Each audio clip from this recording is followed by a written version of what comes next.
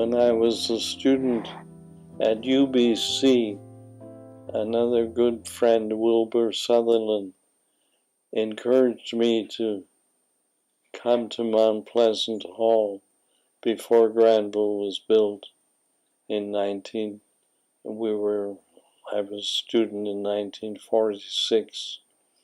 So we were on the ground floor at Granville Chapel when they decided to move from Mount Pleasant area, which it was an industrial area, and most of our people lived in Shaughnessy, and we had a Sunday school in Marple, and so that's why Granville was built in that area. And it was quite a challenge to hold services that would appeal to the people, and there were hobby classes for the children on Friday nights, and so it was exciting to be part of a new work in a new district. Granville Chapel was a leader among the brethren. There were 22 brethren assemblies in common fellowship together, but Granville was always taking the risk and doing new things. They involved the women, and they were reaching out to other Christians in the neighborhood areas, and so it was quite exciting to be part of a group of people who were on the cutting edge and wanting to expand God's kingdom, and the desire for the young men to be active in preaching, so that was the impetus to start Regent College, to encourage people, graduates before they went into their careers, to spend 1 year at Regent and be able to have a stronger faith than the Sunday school faith that they grew up with. And of course, the faculty, Ward Gass, Carl Armerding, Jim Houston, and Dr. Martin, always had more than a year's worth of teaching and experience. So they would encourage people to come back after the year and learn more. So that's how it grew. Before Regent started, there were a lot of questions about whether it would work. Some people said we needed to have $1 million in the bank to be able to weather the early days. Other people questioned where would the students come from. And the first year there were only six full-time students, and 2 of them were killed in a tragic car accident just when it was starting. So it was a challenge to keep going, but the staff were all ready to start, and Jim Houston was ready. He had come out from England, and he had a part-time job in the geography department, UBC, but he was willing to be the leader of the new Regent College.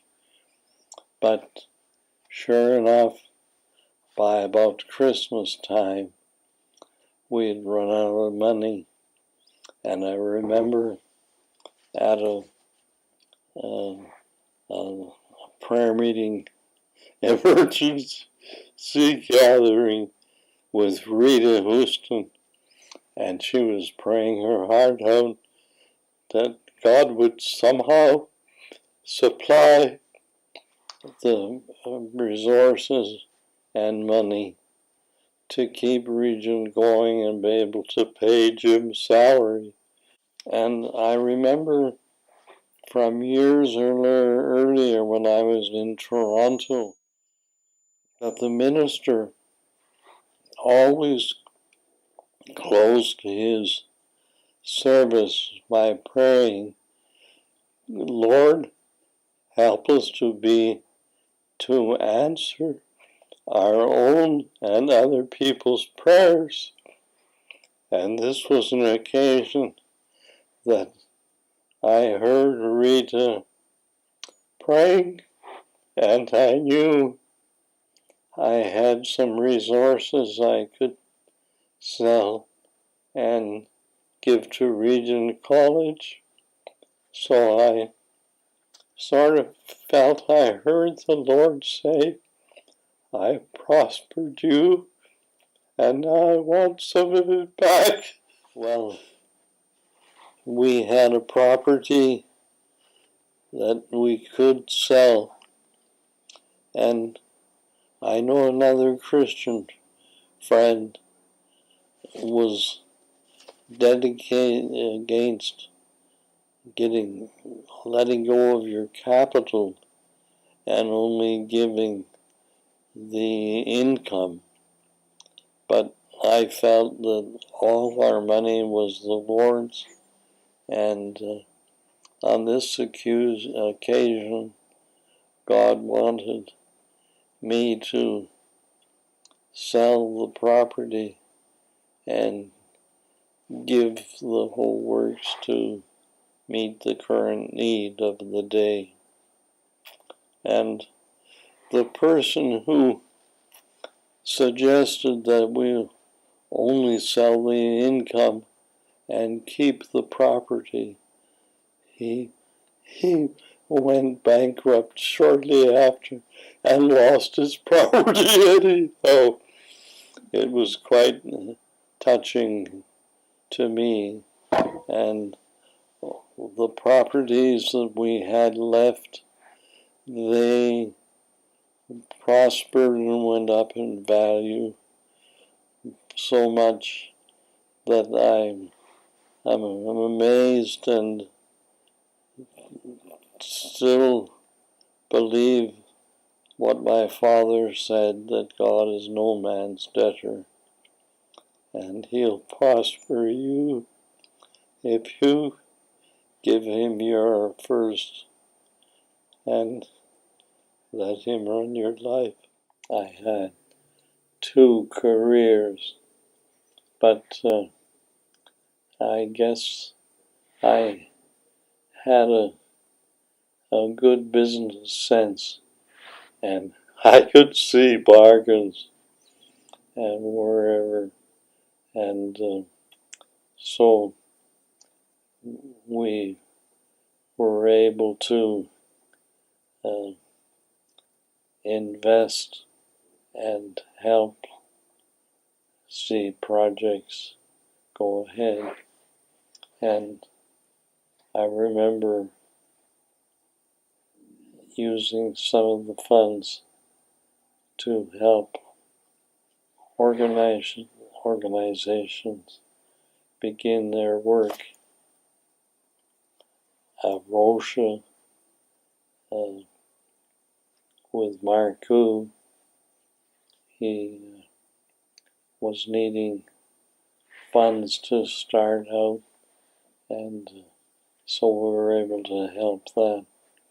And so many different groups but we're needing a boost to get going. I've not tried to promote my own schemes, but I've been very conscious of what other people's dreams were, and so I've tried to help them fulfill their dreams. And that's not many projects I would say was my own doing. It was other people's dreams, like Jim Houston's for Regent College, and the Ericksons for the theater work, and it goes on and on.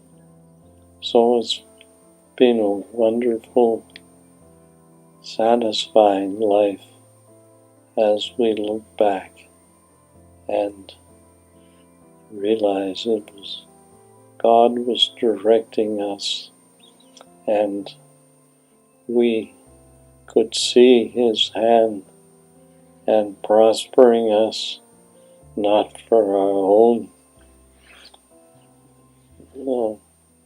wealth, but for extending God's kingdom. There's a scripture verse that says, if you trust God in the small things, He'll test you in bigger things. And so I think it's important that we be faithful in little things we don't think are important, but they are the basis for our ongoing and growth in trusting God for bigger things. And some things are bigger